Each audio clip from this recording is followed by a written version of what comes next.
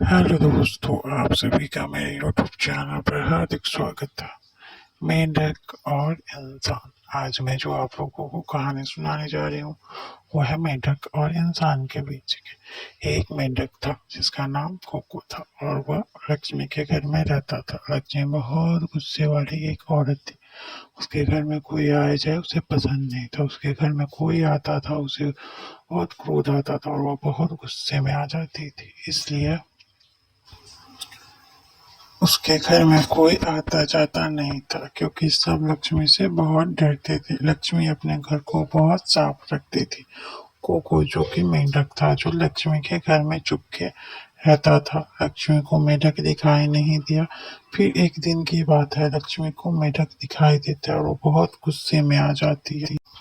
लक्ष्मी उसी मेंढक को बाहर फेंक आती है और फिर घर को अच्छे से साफ करती है और फिर वह आराम करने चली जाती है। तभी कल होकर देखती है कि मेंढक उसके घर में आ गया और फिर उसी जगह पर बैठा था। तब लक्ष्मी को बहुत गुस्सा आया और वो गुस्से में उस मेंढक को बाहर फिर फेंक आई और फिर घर की सफाई की। फिर अपने घर में काम में लग गई और उसे कल वही होकर वही मेंढक जिसका नाम कोको था वह दिखाई देता है। तब लक्ष्मी समझ नहीं पाई कि उसके घर में यहाँ क्या हो रहा है और वह फिर उस मेंढक को उठाकर बहुत दूर फेंक आई ताकि फिर वह मेंढक उसके घर में वापस ना आए, वह शांति से रहे। फिर अपने काम धंधे में लग जाती है, रात को सो जाती है। फिर कल उठने के बाद लक्ष्मी देखती है कि उसके घर में फिर वो मेंढक वापस आ गया और फिर वही जगह पर बैठा। लक्ष्मी कुछ देर तो समझ ही नहीं पाई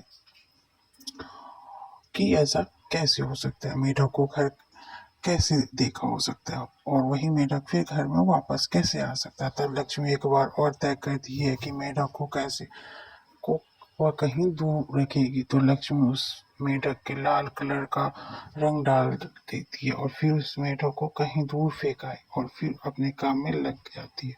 फिर वह सुबह उठती है तो देखती है सही में जो जो मेंढक पे वो रंग डाली है वही है। वही मेंढक वहां पर उस जगह पर आकर बैठा है। तब लक्ष्मी कुछ देर समझ नहीं पाती है और वह सोचती है कि शायद यह मेंढक इसी घर का वासी है, इसलिए इसको कितना भी दूर रख कर आए फिर वह घर में वापस आ जा रहा है। फिर लक्ष्मी उस मेंढक को रखने के लिए एक जगह बनाती है और लक्ष्मी बदल जाती है और उसमें मेंढक को वहां रहने देती है। लक्ष्मी सोचती है कि मेंढक से जरूर कोई नाता होगा, तभी यह मेंढक बार बार घर में वापस आ रहा है, इसलिए मेंढक को घर में रहने देना चाहिए।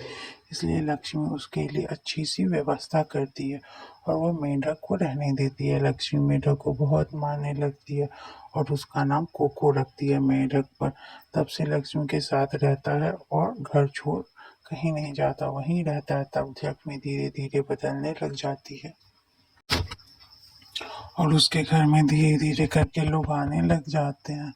लक्ष्मी सबसे बात करने लगती है और वह सबको मेंढक के बारे में बताती है। लक्ष्मी सभी लोगों को वह सारी बातें जो मेंढक के बारे में थी बताती है और सबसे अच्छे से मिलकर रहने लगती है और सबको आदर और सम्मान देती है। लक्ष्मी अच्छी औरत बन जाती है और धीरे धीरे सबको छोड़ देती है जो पहले किया करती थी।